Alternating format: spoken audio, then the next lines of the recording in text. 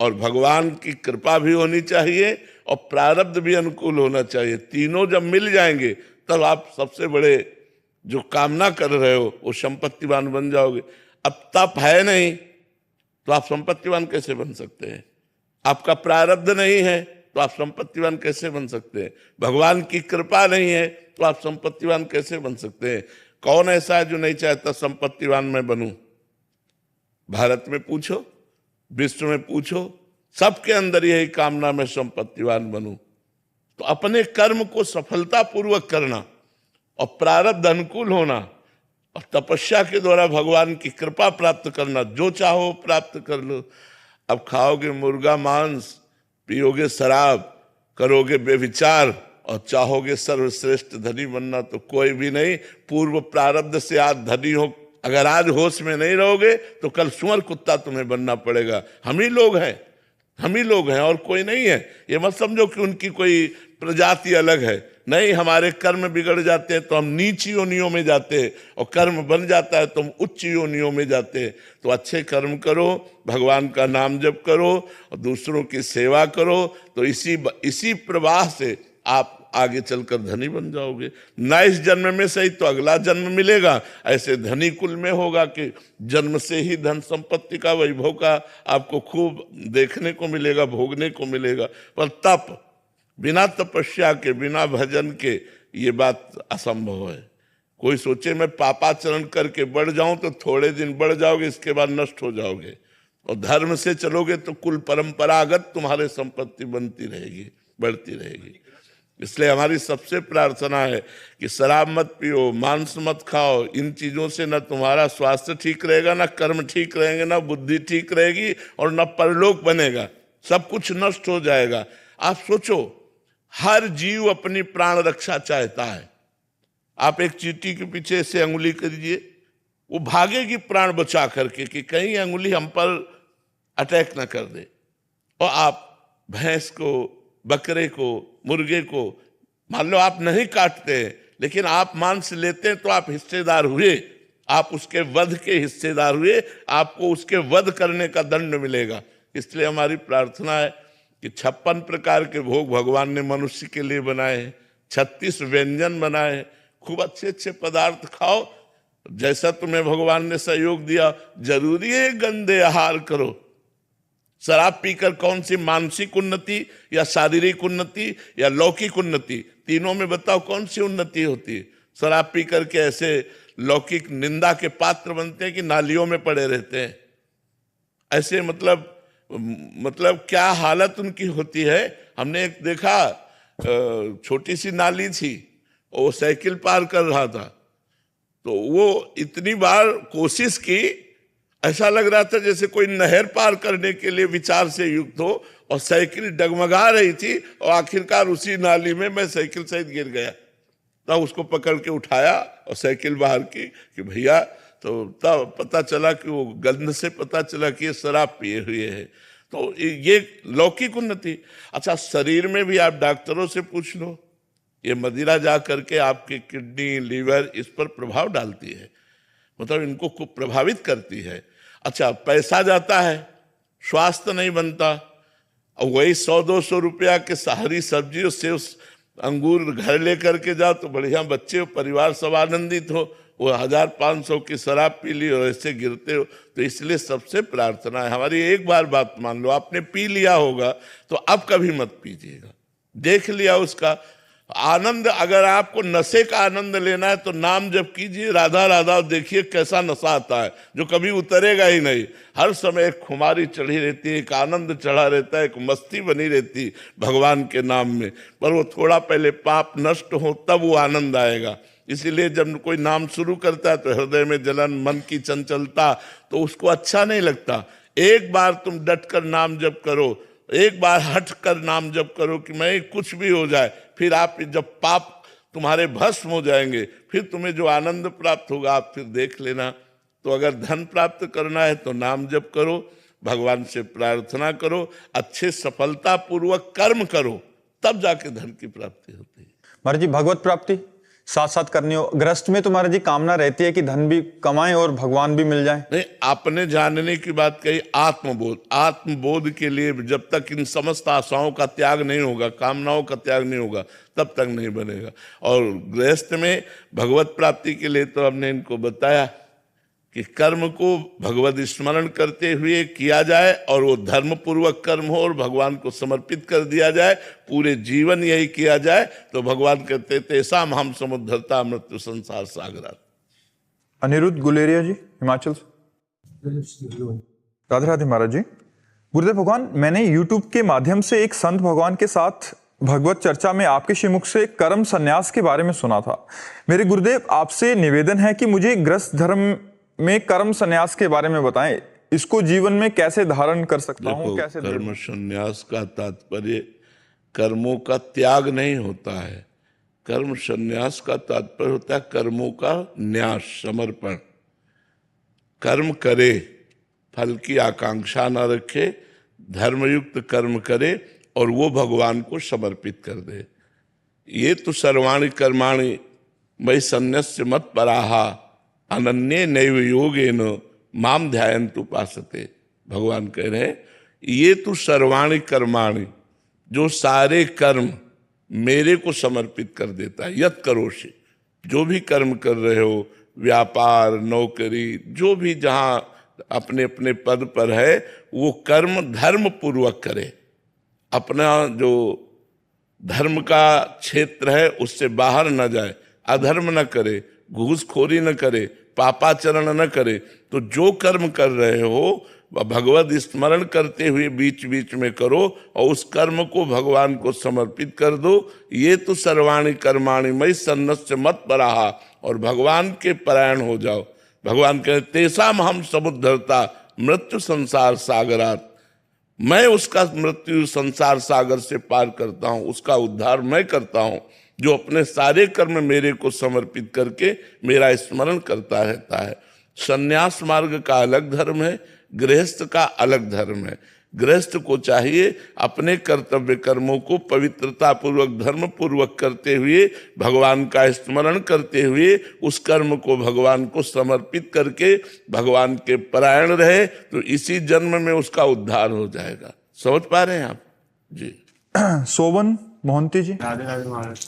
राधे राधे महाराज जी। महाराज जी, क्या जीवन भर भक्ति किए हुए भक्त की भगवत प्राप्ति और अंत में बस नाम सुन लेने वाले व्यक्ति की भगवत प्राप्ति में कोई अंतर है? नहीं, पर जीवन भर जो पाप करता है, मनमानी आचरण करता है, उसका अंतिम ऐसा बनता भी नहीं है। ऐसा संयोग ही नहीं बनेगा कि उसको नाम स्मरण किया जाए। नाम स्मरण, राम, प्राण निकल गए, राधा, प्राण निकल गए। ये तो बड़े पुण्यात्मा महात्मा की स्थिति होती है। नहीं तो जो जीवन भर हमने किया है, अंतिम फाइनल में वही सीन आती है सामने। जो हमने पाप कर्म किए, जो हमने गंदे आचरण किए, वही हमारे सामने नाचने लगते हैं और उन्हीं का चिंतन होता है, और फिर परिणाम हमारा जा करके वही होता है जो दुर्गति जिसे कहते हैं। जीवन भर भजन का अभ्यास किया तो अंतिम समय अगर हम भूल भी गए तो भगवान स्मृति बन जाते हैं, भगवान याद दिला देते हैं। उस समय याद आता, वो जोर से पुकारा राधा, भले मुंह से न निकल पाए लेकिन अंदर से निकला राधा, और प्राण निकल गए, भगवान को प्राप्त हो गया। इसीलिए अभ्यास किया जाता है। बिना पुण्यात्मा के अंतिम समय उसे भगवान का नाम याद ही नहीं आएगा। अंतिम समय उसे भगवान की ऐसे भक्तों का सानिध्य नहीं मिलेगा। जैसे कोई शरीर छोड़ रहा है, आप उसे चरणामृत पिला दीजिए, नाम सुना दीजिए भगवान का, तो उसका अंतिम बन गया। तो अब उसने जरूर पुण्य किए हैं, उसने जरूर तपस्या की है, तभी उसको अंतिम समय ऐसा संयोग प्राप्त हुआ है। हर एक को ऐसा संयोग प्राप्त नहीं होता। और ये पक्की बात है कि यदि मरते समय भगवान का नाम कान में हो जाए या हृदय से निकल पड़े या वातावरण भागवती को, तो निश्चित उसको भगवत प्राप्ति हो जाती है। रवि जी पटियाला से। राधे राधे। राधे राधे महाराज जी। महाराज जी, मैंने कई सालों तक गौशाला में सेवा की। उस दौरान गायों के उपचार हेतु कई बार गायों के पैर को काटना पड़ा महाराज जी। ऐसे में क्या मेरे से अपराध बना? इस कारण मैंने गौशाला में भी जाना छोड़ दिया महाराज जी। जैसे हमारे हाथ में यहाँ से कैंसर हो जाए, जरूरत पड़े तो यहाँ से काटना पड़ेगा ना।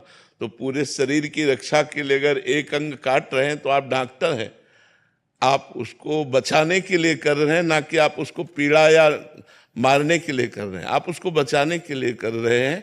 इसलिए ऐसे कोई इसमें पाप नहीं है, क्योंकि आपकी औषधि का कार्य है। और जब आपने देखा कि औषधि से कार्य नहीं बनेगा, इस अंग को काटना ही पड़ेगा, नहीं ये अंग पूरे शरीर की हानि पहुंचा देगा, तो फिर उसे काट देना। वो काट देना पाप नहीं कहा जाएगा। प्रियांशु जी वृंदावन। गुरु हरिवंश। श्री हरिवंश महाराज जी। महाराज जी, पावत ही तिनको दरस उपजे भजनानंद, बिनु ही श्रम छूटी जाही सब जे माया के फंद। महाराज जी, हमें पहले माया पर जीत हासिल करना चाहिए या प्रभु दरस प्राप्ति की इच्छा? ये किनके दर्शन के लिए लिखा जानते हो? गौड़ देश सब उद्धर्यो प्रगट कृष्ण चैतन्य, तैसे ही नित्यानंद ही रस में भय अनंत, पावत ही तिनको दरस उपजय भजनानंद। महाप्रभु श्री कृष्ण चैतन्य देव जी के लिए लिखा है कि उनके दर्शन मात्र से कृष्ण कृष्ण कृष्ण कृष्ण कृष्ण भजन की उमंग आ जाती थी। उनके दर्शन मात्र से माया के फंद नष्ट हो जाते थे। तो ये महाप्रभु चैतन्य देव के दर्शन के लिए लिखा है। ये ऐसा नहीं लिखा कि ये कोई सिद्धांत में लिखा हो, ये उनकी महिमा लिखी हुई है।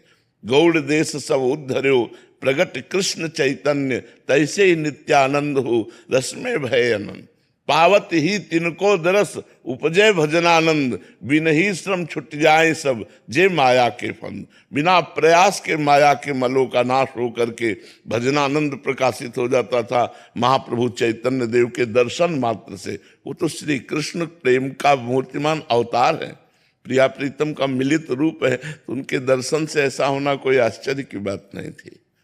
तो आप क्या प्रश्न करना चाहते हो? हमने साधक हैं, हमारी वृत्ति बहुत गलत रहती है, भी तो आपकी कृपा से मतलब जो भी हो पाए बस आपकी कृपा से। तो ये रहता है कि जैसे हम क्या करें, पहले तो प्रियाजू का तो दर्शन अभी हुआ नहीं है। दर्शन कोई खिलवाड़ समझते हो क्या? भगवत दर्शन पहले भजन में डूबो, इतना भजन में डूबो कि कोई आशा ना रह जाए।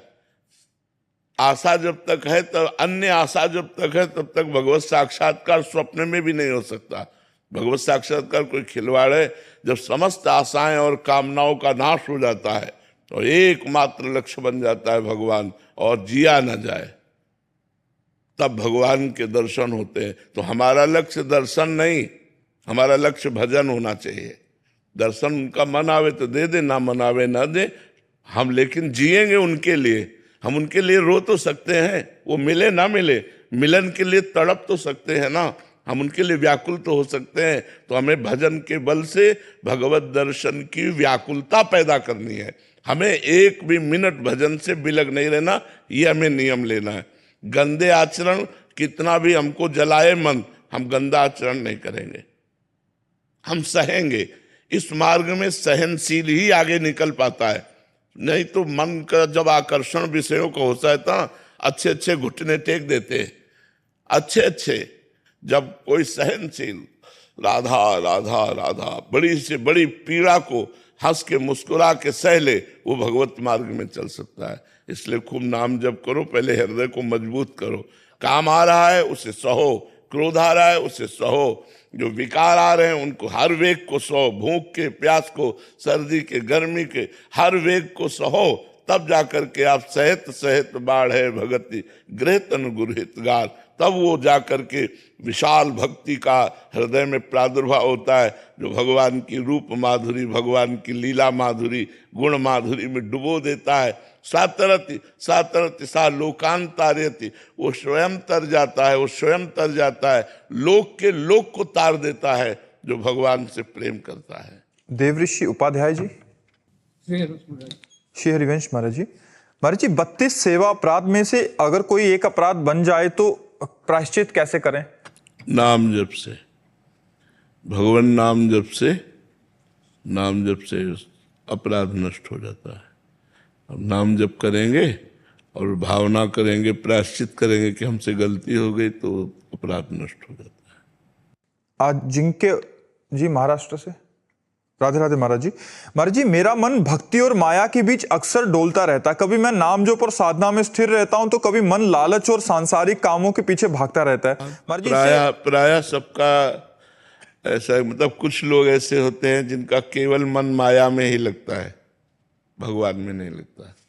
कुछ लोग ऐसे हैं कि जिनका केवल मन भगवान में ही लगता है, वो बड़े महाभाग्यशाली होते हैं।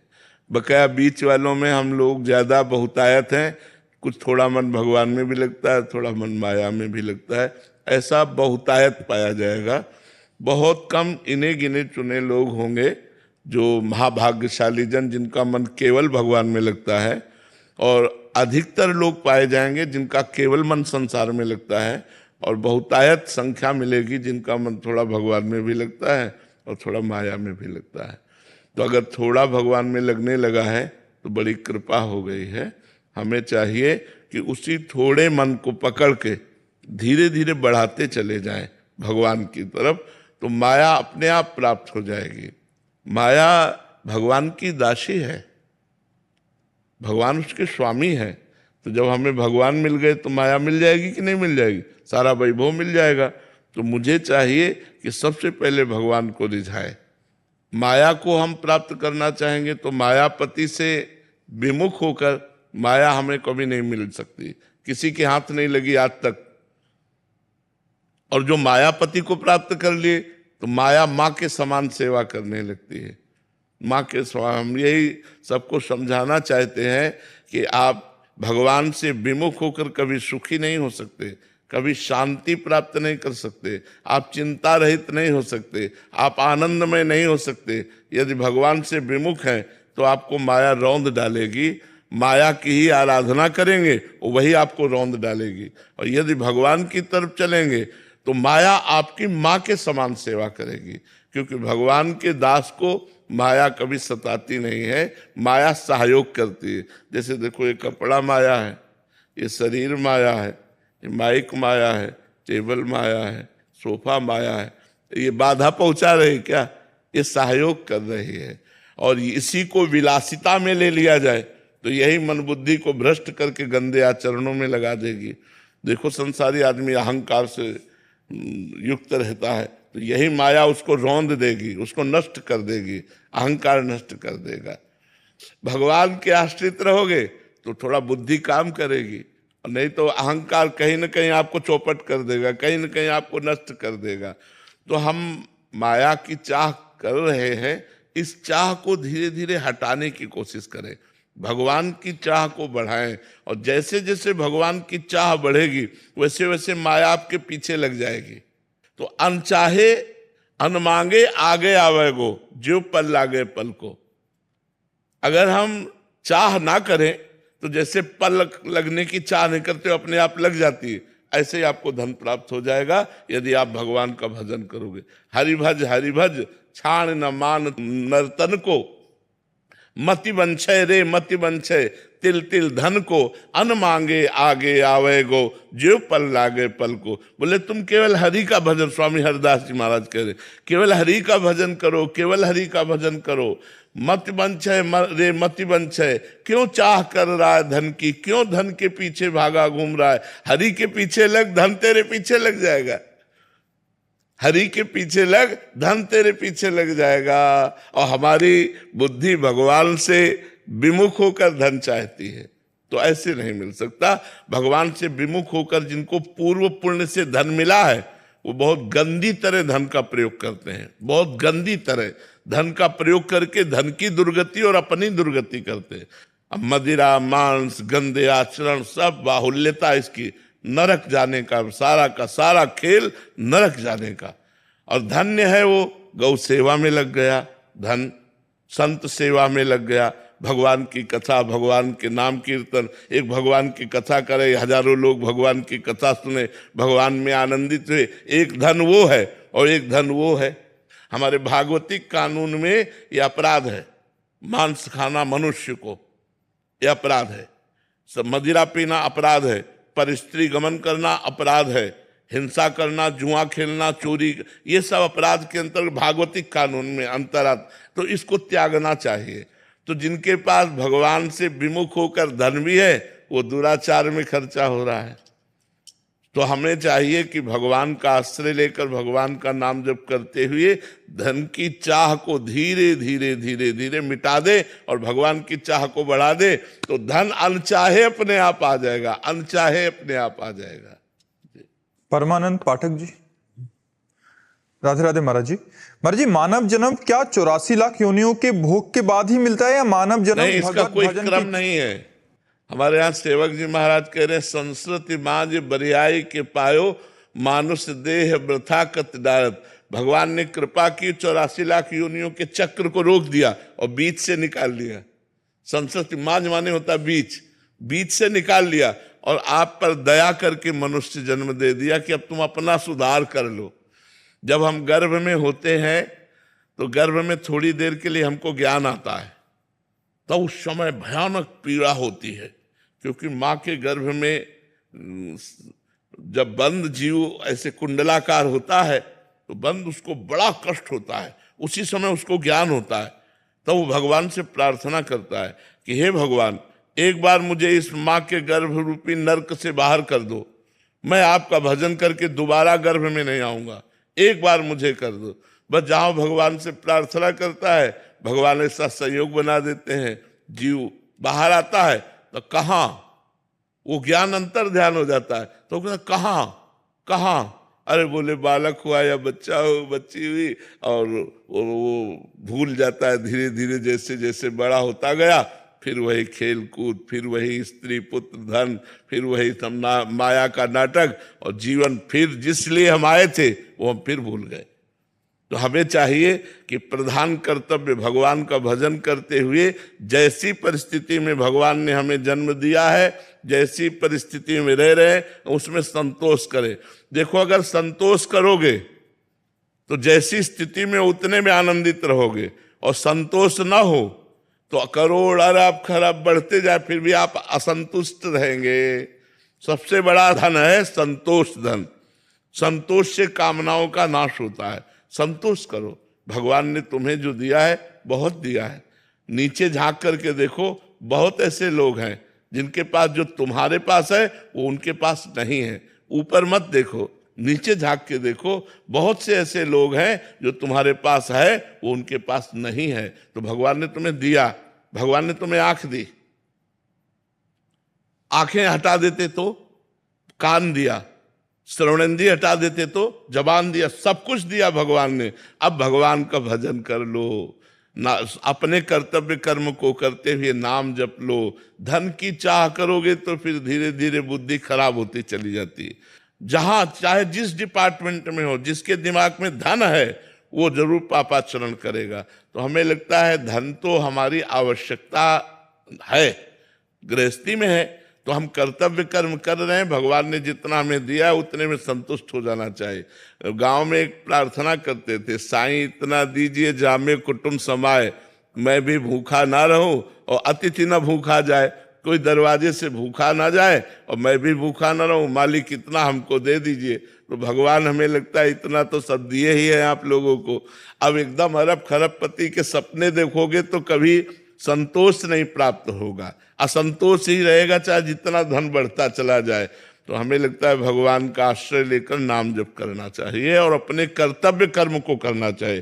जो व्यापार, नौकरी, किसानी, जो भी कर्तव्य कर्म है उसको अच्छी तरह करना चाहिए और भगवान का नाम जप करना चाहिए। अनुपम दुबे जी, प्रयागराज से। राधे राधे महाराज जी। महाराज जी, हम जीवन में जो फैसले लेते हैं वो वही सही हो रहा है या पहले से सब लिखित है? नहीं, पहले से निश्चित केवल सुख और दुख है। जो प्रारब्ध कर्म बनता है वो दो कर्मों से बनता है, शुभ और अशुभ।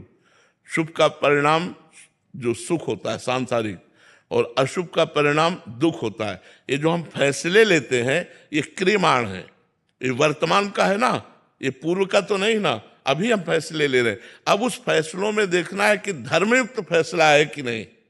अगर धर्मयुक्त फैसला है तो हमको चल देना चाहिए। वो प्रारब्ध से नहीं, वो पहले से निश्चित नहीं है फैसला।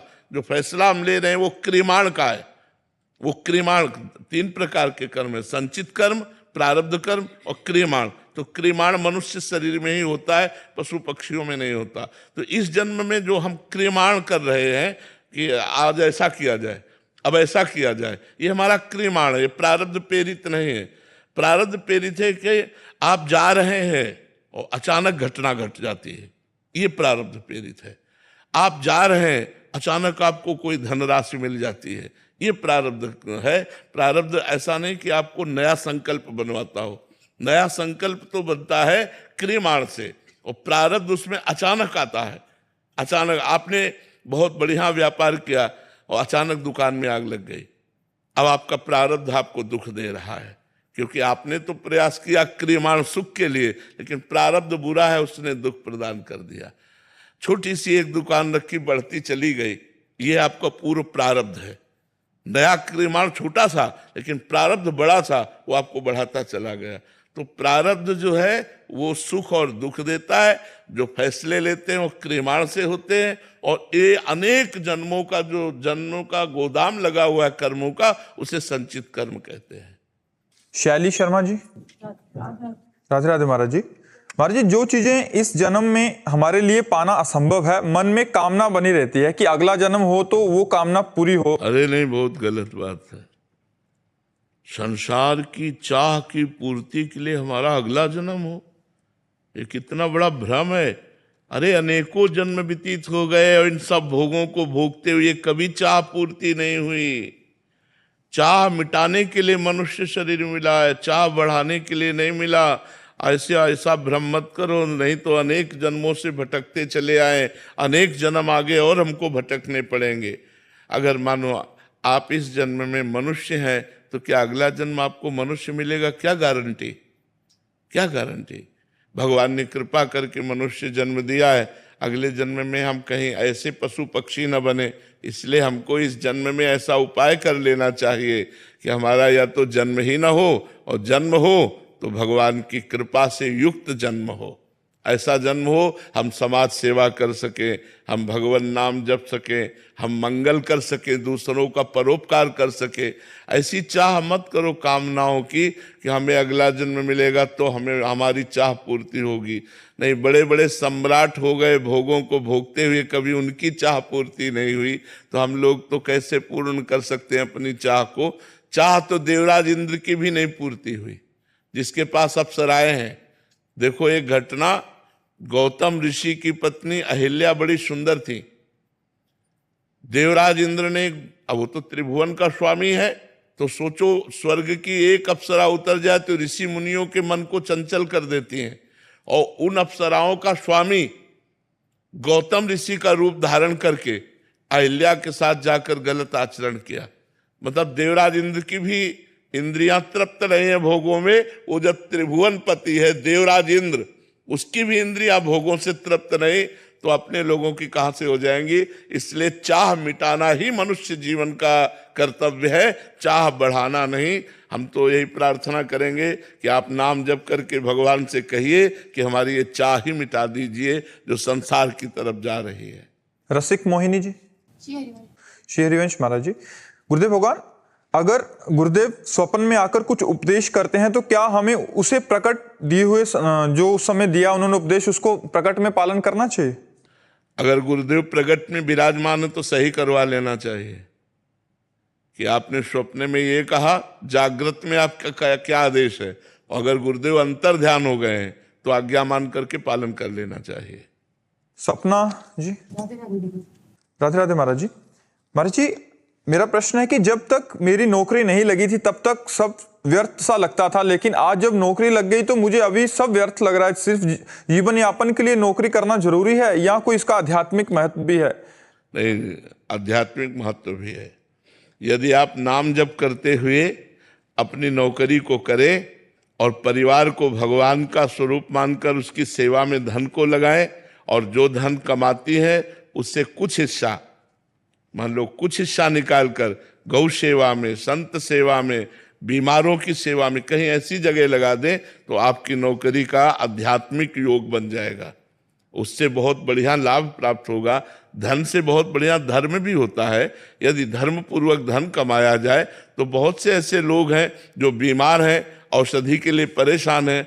हम अगर रोज थोड़ा थोड़ा एकत्रित करें तो 4-6 महीने में एक अच्छी धनराशि हो सकती है, 10-20 हजार ही सही, हम कहीं बूढ़ी गौओं की सेवा हो रही है, अनाथ गौओं की सेवा हो रही है, ऐसी जगह हम डोनेशन कर दें जहाँ इस तरह के हमारे धन का सदुपयोग हो। वैसे शास्त्रीय आदेश तो ये है कि धर्म पूर्वक कमाए हुए धन का दशांश दान करना चाहिए। 100 में 90 रुपए तुम खर्चा करो तो 10 रुपए परोपकार में लगा दो। धर्म में, धर्म से कमाए हुए, पापाचरण का नहीं, पापाचरण का नहीं। जो लोग ऐसा कहते हैं वो गलत है। धर्म से कमाए हुए धन से दशांश यदि दान किया जाए तो वो हमें भगवत प्राप्ति के मार्ग में सुदृढ़ कर देगा। और नाम जप करते हुए यदि हम अपने कर्तव्य कर्म को करें तब तो कहना ही क्या है। तो आप नौकरी मत छोड़िए, नौकरी कीजिए, परिवार का पोषण होता है, समाज की सेवा होती है उससे, और नाम जप कीजिए। अधर्मयुक्त कोई कार्य ना होने पाए ये सावधानी रखिए। महाराज जी, क्या केवल नाम जप करने से मोक्ष प्राप्त हो जाएगा मुझे? अरे मोक्ष का मोक्ष हो जाएगा नाम जप कर। दीयमानम न गृहणन्ति विना मत सेवनम जना। नाम जापक तो मोक्ष का भी त्याग कर देता है, मोक्ष का भी मोक्ष हो जाता है। नाम जप करके तो देखो, दीयमानम न गृहणन्ति विना मत सेवनम जना। भगवान की सेवा के सिवा वो मोक्ष भी नहीं चाहता नाम जापक। इसलिए नाम जप के तो देखो, नाम जप की अपार महिमा है। यद्यपि नाम और नामी अभेद है, लेकिन ब्रह्म राम ते नाम बड़, वरदायक वरदान। वरदान देने वालों को भी वरदान देने की सामर्थ्य नाम में विराजमान है। और ब्रह्म राम से भी बढ़कर के उनका नाम है। और कहूँ कहाँ लग नाम बढ़ाई, और राम न सकत नाम गुण गाई। नाम की जितनी महिमा है स्वयं नामी भगवान भी नहीं गा सकते। इसलिए हम तो कहते हैं नाम जापक जितना अधिक नाम जप करेगा, अगर वो नाम के द्वारा प्रेम प्राप्त कर लिया तो मोक्ष का भी मोक्ष हो गया, मोक्ष का भी त्याग हो गया। इसलिए खूब नाम जप करो। किशन सिंह नेगी जी, बरेली से। राधे राधे। राधे राधे महाराज जी। महाराज जी, पिछले 3 सालों से आपका सत्संग सुन रहा हूँ, तब से जीवन में बहुत सुधार आया है। नास्तिक से आपने आस्तिक बना दिया, और तमोगुनी भोजन से सतोगुनी भोजन करने लग गया हूँ, और अब इच्छा भी नहीं है वैसे भोजन की। महाराज जी, आध्यात्मिक जीवन में सफलता पाने के लिए क्या करना चाहिए? हम ये कैसे जान पाएं कि आध्यात्मिक जीवन में सफल हो रहे हैं हम? सत्संग, सत्संग से हमें पता चलता रहता है कि अब हमारी कितनी उन्नति हो रही है। क्योंकि जैसे जैसे हमारे कामादि दोष शांत होने लगे, हमारी कामनाएं शांत होने लगे, भगवान का नाम प्रिय लगने लगे, भगवान की कथा प्रिय लगने लगे, भगवान के संत प्रिय लगने लगे, तो समझो हमारी आध्यात्मिक उन्नति हो रही है। हमारे अंदर जो ये कामादि दोष हैं ये कम होने लगे तो समझो भगवान की बड़ी कृपा हो रही, हमारी भक्ति बढ़ रही है। और आपने बताया ही कि आपने बहुत से दोषों का त्याग किया, तमोगुणी भोजन का त्याग किया, तमोगुणी मार्ग का त्याग किया। इसलिए बहुत अच्छे हैं, आप आगे बढ़िए और खूब नाम जप कीजिए। भगवान की आपके ऊपर कृपा है, तभी आप इस मार्ग में चल पा रहे हैं। अतिशय कृपा राम की होई, पाँव दे या मार्ग सोई। इस मार्ग में कदम वही रख सकता है जिस पर भगवान की कृपा है। इतनी कृपा कीजिएगा कभी इधर उधर ना मन ना डोल जाए। मुहिम बहुत तेज भागता है। हाँ भागता है, लेकिन आपके बिना वो कुछ कर नहीं सकता, आपके बिना कुछ कर नहीं सकता। अगर आपने दस्तखत कर दिया तब तो फिर गड़बड़ कर देगा। आपको दस्तखत नहीं करना, मन चाहे जहां भाग के जाए, आप उसका दस्तखत मत कीजिए। आपकी हाँ के बिना वो कुछ कर नहीं सकता। मित्र लोग कह रहे पियो और मन भी कह रहा पियो, लेकिन आपने तो बच गए। लोग नाराज हो गए। हाँ, वो तो सतमार्ग में जब चलोगे तो मित्र नाराज हो जाएंगे। एक आदमी था जो बहुत सुबह से शराब ही पीता था और बहुत मतलब गुंडा प्रकृति का आदमी, तो जहां जाता था उसका आदर होता था। आजकल आदर संतों का कम होता है, असंतों का ज्यादा होता है। वो एक अभी बीच में आया, बोले आपके प्रवचन ने हमें बर्बाद कर दिया। हमने कहा क्या? बोले शराब छुड़वा दी और गंदी बातें छुड़वा दी तो हमारे जितने मित्र, जितना आदर था, सब खत्म हो गया। बोले अब हमसे कोई बात नहीं करता हमसे, तो बोले हम उसमें था कि रौब थी और सम्मान मिलता था, तो हम कहा ये सब नरक जाने का रास्ता था। भगवान ने अब कृपा कर दी है, अपमान मिले लेकिन सतमार्ग में चलो तो तुम्हारा मंगल हो जाएगा। तो ऐसे मित्रों की क्या जरूरत जो कुमार्गगामी बनावे। मित्र तो वही है जो कुपथ निवारी सुपंथ चलावा, जो कुमार्ग से हटाकर सुमार्ग में चलावे, वही मित्र। हम आपके दोस्त हैं, कोई और दोस्त हो तो ना हो। अरे संत जन दोस्त हैं, सतमार्ग में भगवान दोस्त हैं। ऐसे 1000 लोग दोस्त हो लेकिन कुमार्गगामी हो तो क्या फायदा। एक दोस्त हो और अच्छा हो तो बढ़िया है। तो संत जन तुम्हारे दोस्त हैं, भगवान तुम्हारे दोस्त है। हाँ, ऐसे चलो। चंदन कुमार मिश्रा जी बिहार से। राधे राधे महाराज जी। महाराज जी, अगर कोई प्राणी स्वयं को जान ले, पहचान ले, तो क्या प्रभु यानी भगवान को जानना शेष रह जाता है क्या? नहीं, जानत तुम्हें तुम्हें हो जाए, स्वयं जाने जे देह जनाई, जानत तुम्हें तुम्हें हो जाए। जो अपने को जान लेता है वो भगवान को जान लेता है, जो भगवान को जान लेता है वो अपने को जान लेता है। दो नहीं है, वही आत्मा ही परमात्मा है, परमात्मा ही आत्मा है, कोई अंतर नहीं है।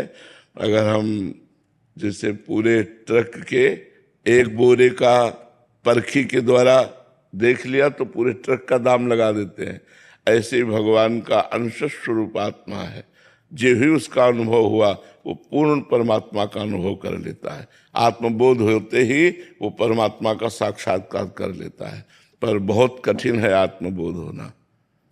इस शरीर में इतनी आसक्ति हो गई है, इंद्रियां इतनी भोगों में प्रबल हो गई हैं कि आत्मा की तरफ वृत्ति ही नहीं जाती, देह की तरफ ही वृत्ति रहती है, भोगों की तरफ वृत्ति रहती है। बड़ा उल्टा हो गया है। विषयों ने इंद्रियों को अधीन कर लिया है, इंद्री ने मन को अधीन कर लिया है और मन ने बुद्धि को अधीन कर लिया है। अब जो निर्णय होता है सब गलत होता है। उल्टा इसका ठीक हो जाए कि बुद्धि मन को अधीन कर ले और मन इंद्रियों को अधीन कर ले और इंद्रिय विषयों को अधीन कर ले, तो फिर सही निर्णय होने लगे। अब इसके लिए गुरु चरणों का आश्रय लेकर साधना करना होता है। सिस्टम उल्टा है, ऐसे प्रवाह ऐसे है। मना कष्टान इंद्रियाणी प्रकृति स्थान कर सती। अब हमें परमात्मा की तरफ ऐसे ऊर्ध्व लाना है। तो जैसे जल का प्रवाह नीचे है और उसे ऊर्ध्व चलाना है तो मशीन की जरूरत होती है, यंत्र की जरूरत होती है। ऐसे ही हमारी इंद्रियों का प्रवाह माया की तरफ है, इसे परमात्मा की तरफ चलाने के लिए मंत्र की जरूरत है। तो हमें गुरु मंत्र मिले और हम खूब जप करें तो उसके प्रवाह से हमारी बुद्धि शुद्ध हो और वो मन को अपने अधीन करे, मन इंद्रियों को अधीन करे, इंद्रियों के अधीन विषय रहे, ना कि विषयों के अधीन इंद्रियां रहे। सब कुछ उल्टा हो चुका है। इसको सीधा करना है भजन के द्वारा, और जब ये ठीक हो जाएगा तो सही संकल्प बनने लगेंगे, सही निर्णय निकलने। अभी गलत निर्णय है, कुछ भी हो वो मन ये बुद्धि से दस्तखत करा लेता है और मनमानी आचरण होते रहते हैं और हम जलते भी रहते हैं, दुख भी पाते हैं, फिर भी वही कर्म करते हैं। बड़ा निकृष्ट मन है, बड़ा निकृष्ट मन है। एक बार कहेगा कि मैं कसम खाता हूं कभी नहीं करूंगा, दूसरे दिन फिर तैयार है वही करने के लिए। तो ये भजन के द्वारा ठीक होता है। जितना हम शास्त्र स्वाध्याय करेंगे और भजन करेंगे उतने ही हमारी बुद्धि पवित्र होगी, और पवित्र बुद्धि मन पर शासन करती है और मन इंद्रियों पर शासन करता है। इसको शास्त्रों में वर्णन किया गया है कि शरीर एक रथ है, इंद्रियां इसके घोड़े हैं। इंद्रिय रूपी घोड़ों की लगाम मन है और लगाम को पकड़ने वाला सारथी बुद्धि है। अब बुद्धि अगर शिथिल है, लगाम छोड़ दी तो इंद्रिय रूपी घोड़े कहीं भी गिरा सकते हैं। जैसे ड्राइवर नशे में कहीं भी ठोक सकता है गाड़ी को, ऐसे हमारी बुद्धि माया के नशे में है। अब माया का नशा उतरे तब सही ये मार्ग चयन करके चल पावे।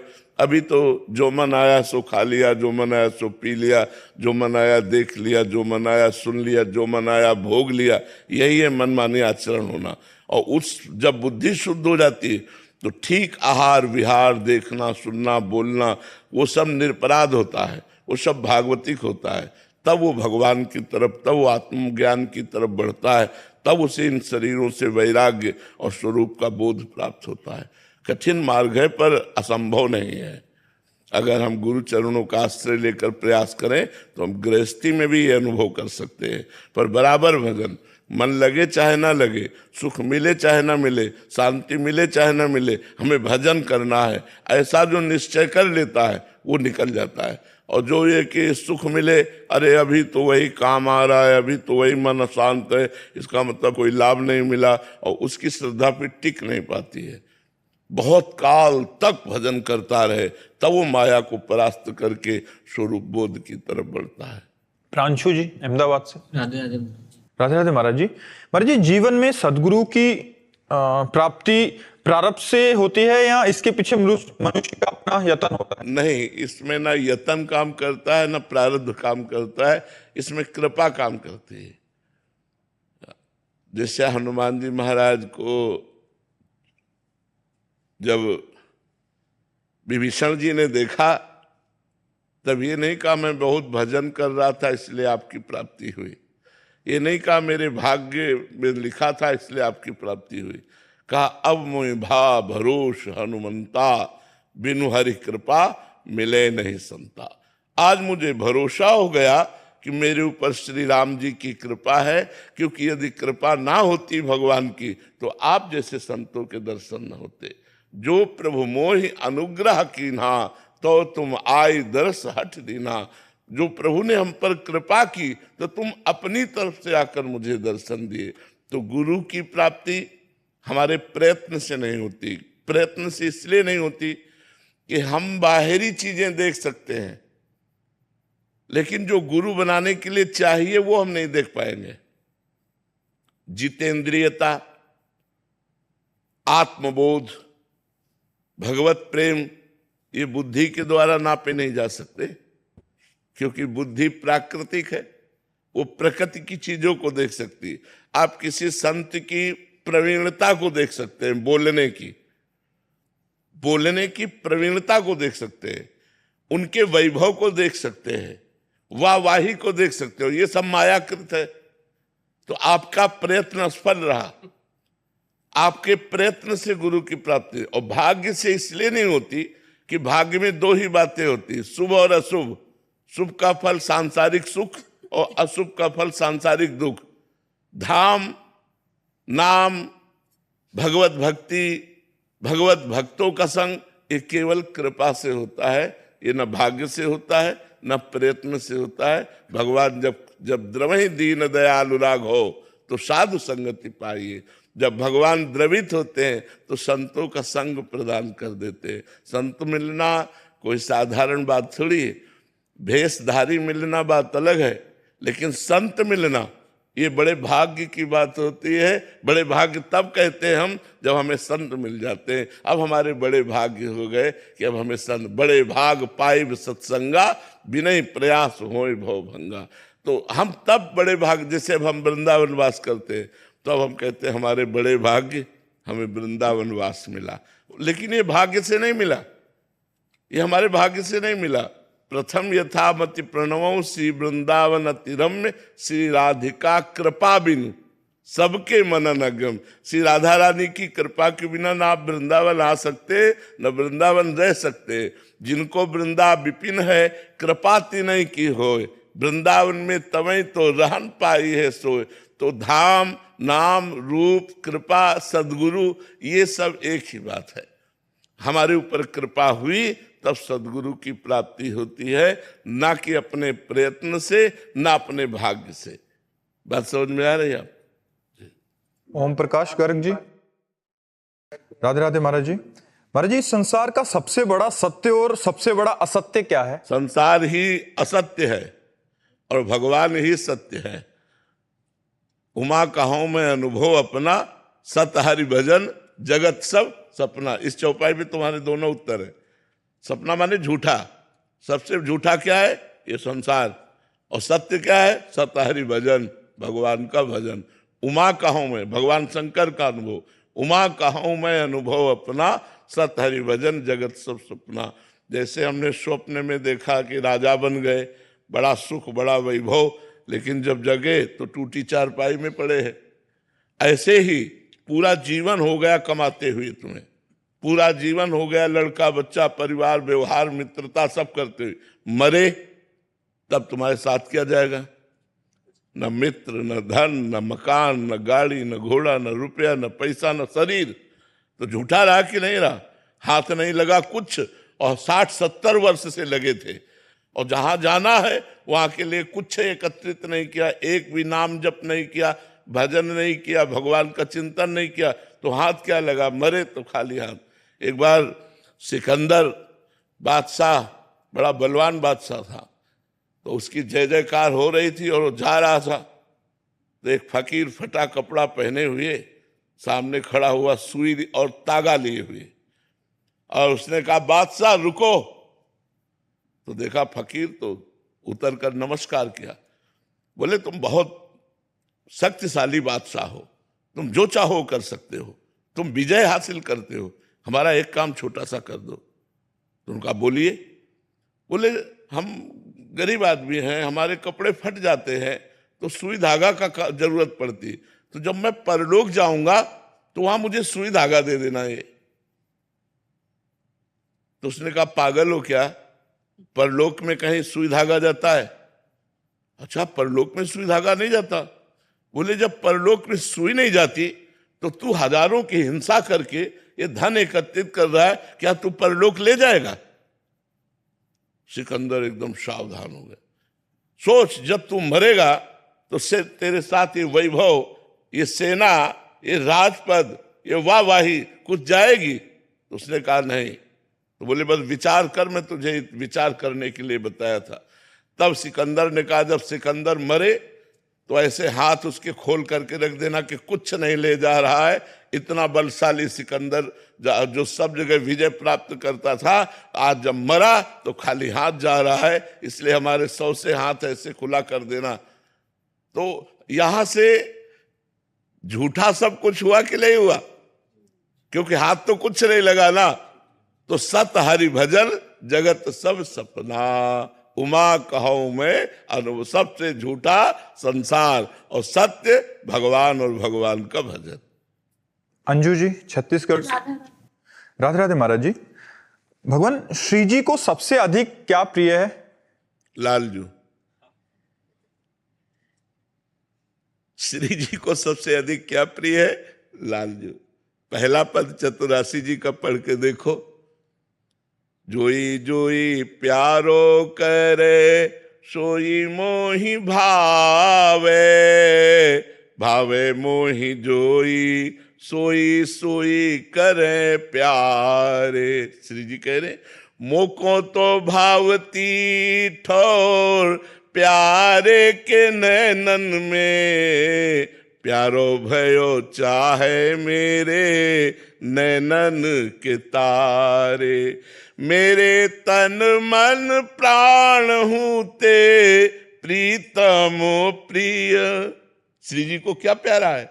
मेरे तन मन प्राण हूं ते, प्रीतम प्रिय, अपने कोटिक प्राण, प्रीतम मो सोहारे। जोई जोई प्यारो करे, सोई मोहि भावे, भावे मोहि जोई, सोई सोई करे प्यार। लाडली जी को क्या प्रिय है? लाडली जी को प्रिय है लालजू।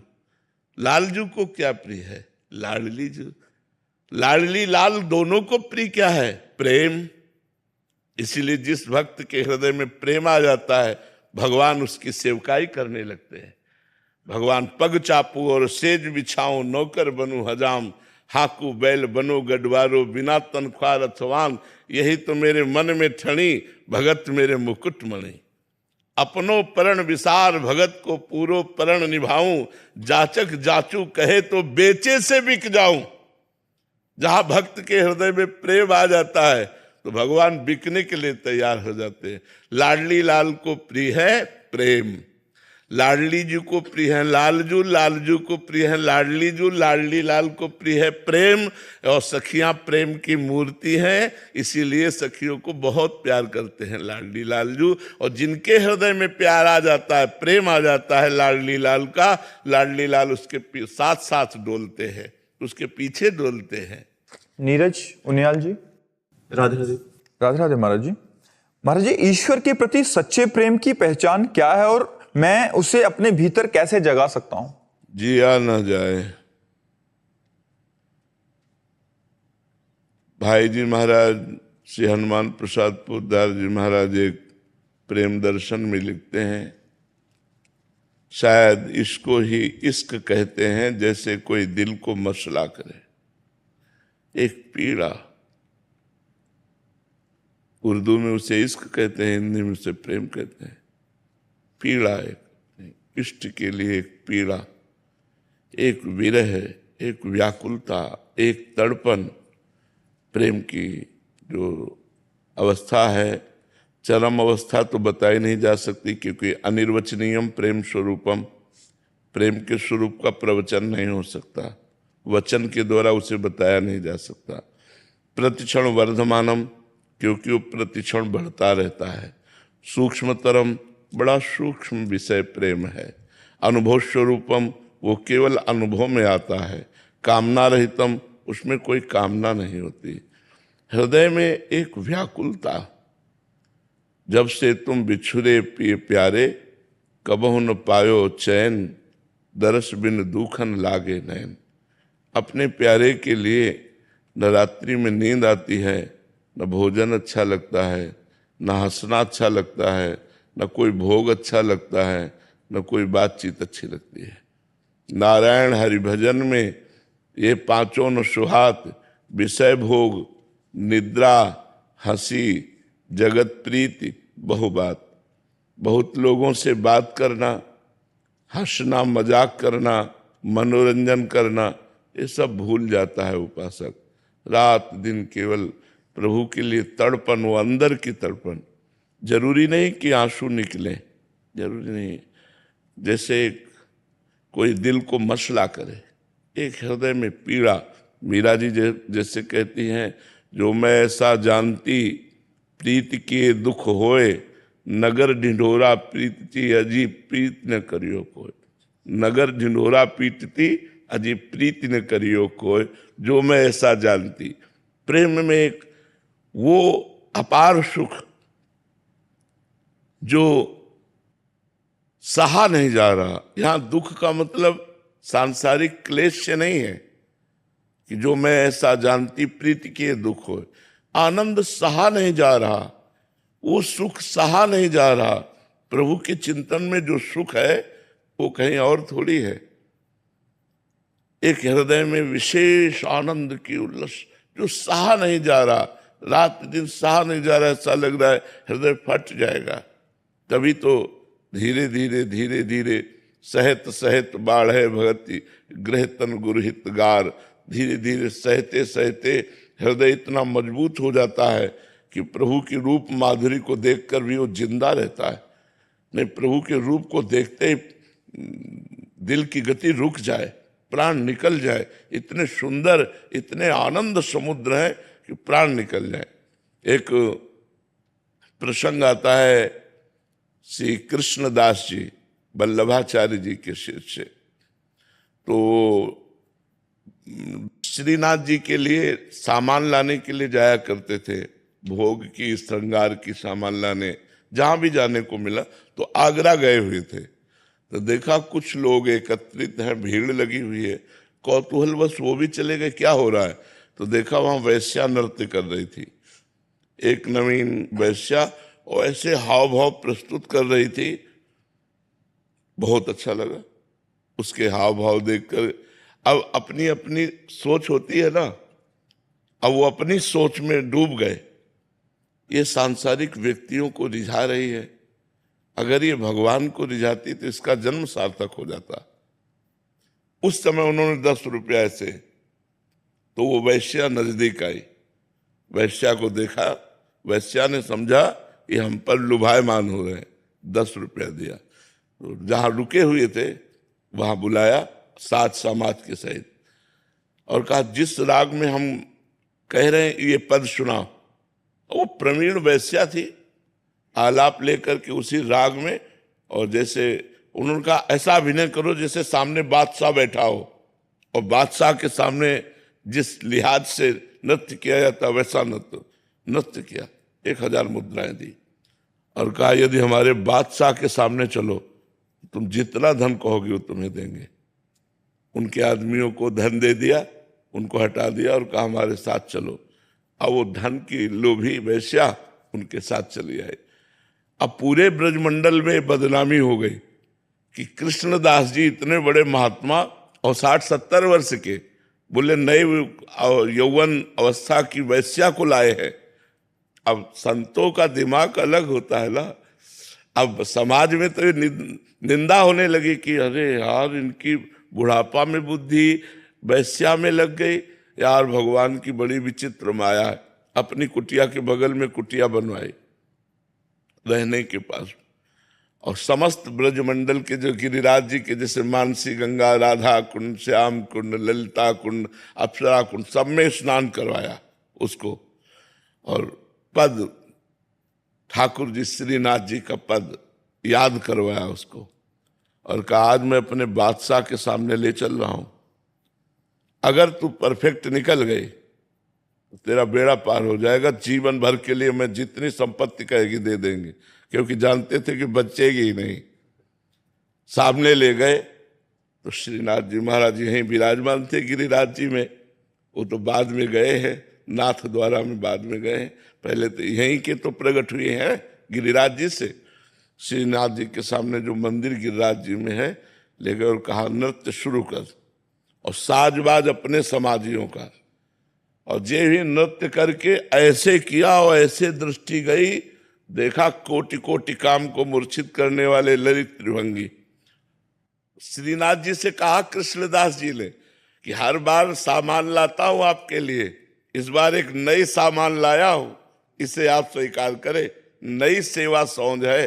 तो कृष्णदास जी की प्रार्थना से भगवान अपने जे ही स्वरूप को प्रकाश देखते हुए बस ऐसे लुढ़क गए, प्राण छूट गए उसके, वहीं प्राण छूट गए। अरे ऐसा रूप सौंदर्य भगवान का। तभी तो देखो जैसे एक शीशा है, उसे कंकड़ मारो तो टूट जाएगा, लेकिन उसे गरम ठंडा करते हुए विज्ञान की पद्धति से ऐसा बनाया जाता है बुलेट प्रूफ कि गोली मारो तो भी असर नहीं करता।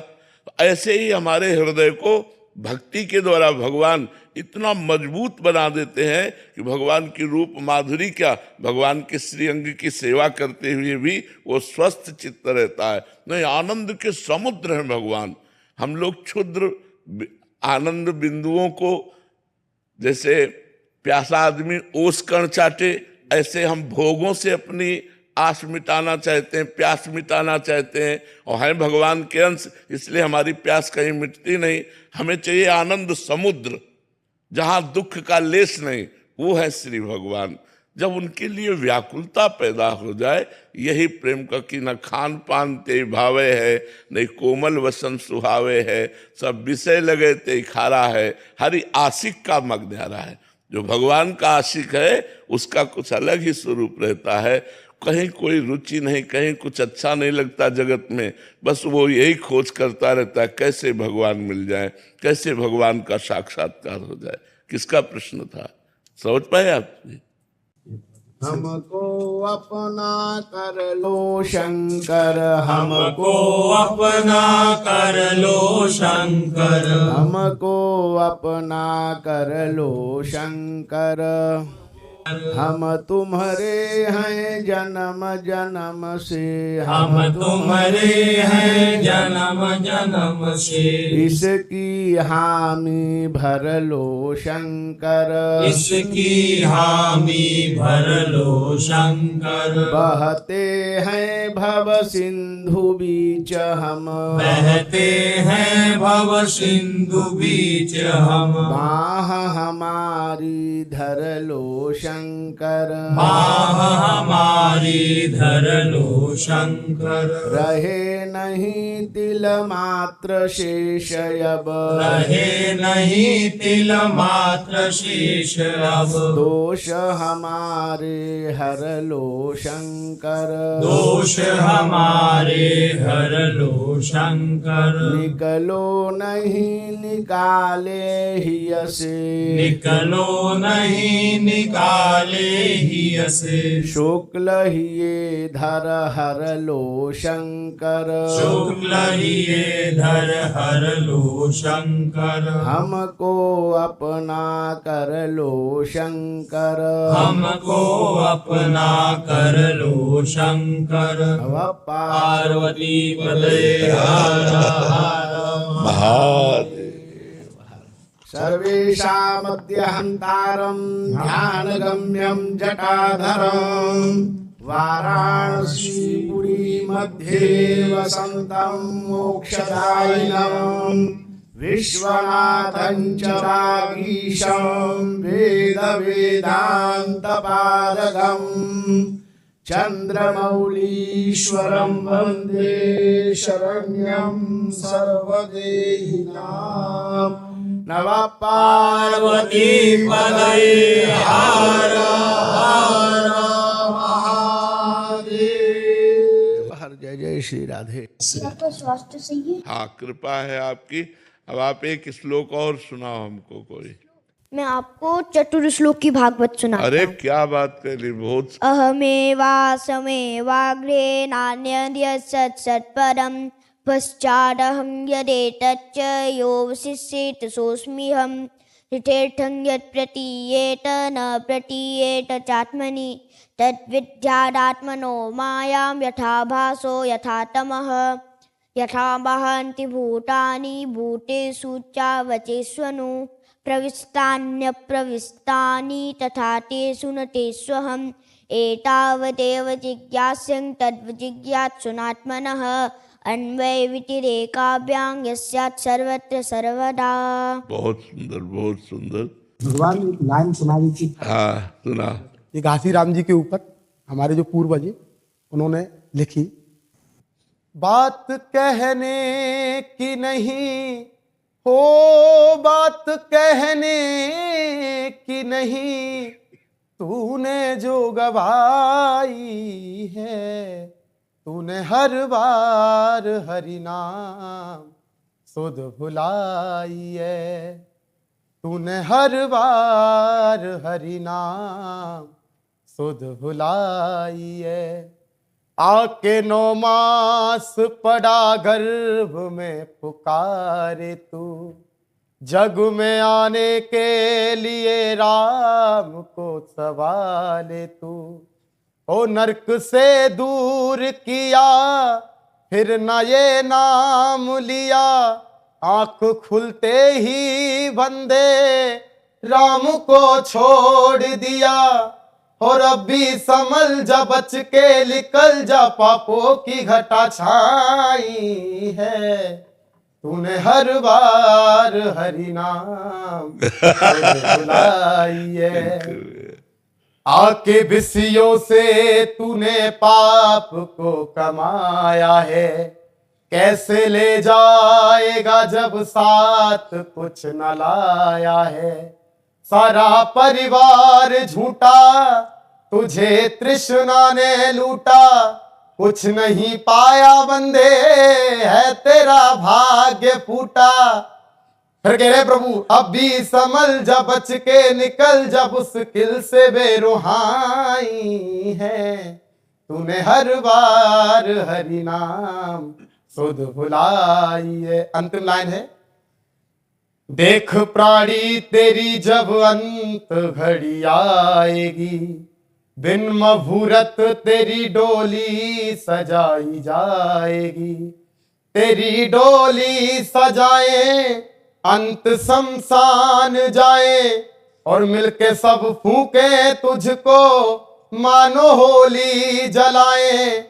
तुझको जला के हरि नाम पाके घासी ने मुक्ति पाई है, तूने हर बार हरि नाम सुध भुलाइए। जय हो। बहुत तो सुंदर मैं एक बहुत सुंदर बात मैं अपने मन से बोलूं जी। कि पहले बोलते कि राम नाम की लूट है, तो मेरो भाव जी के कि जो समय चल रहा है जी। राधा नाम की लूट है और लूट सके तो लूट, अंत समय पछतावेगो जब प्राण जाएंगे। जय यार, शिवम भैया तो अच्छा गा भी लेते हैं। आपको भले है जी, मैं कछु ना हूँ। आपको भले है, मैं तो कछु जानू ना, तो तुम्हारे बलते ही बोल लूंगा मैं। पहले कब बोलो आप क्या, आपकी बलते ही बोल। जय जय श्री हरि, जय जय।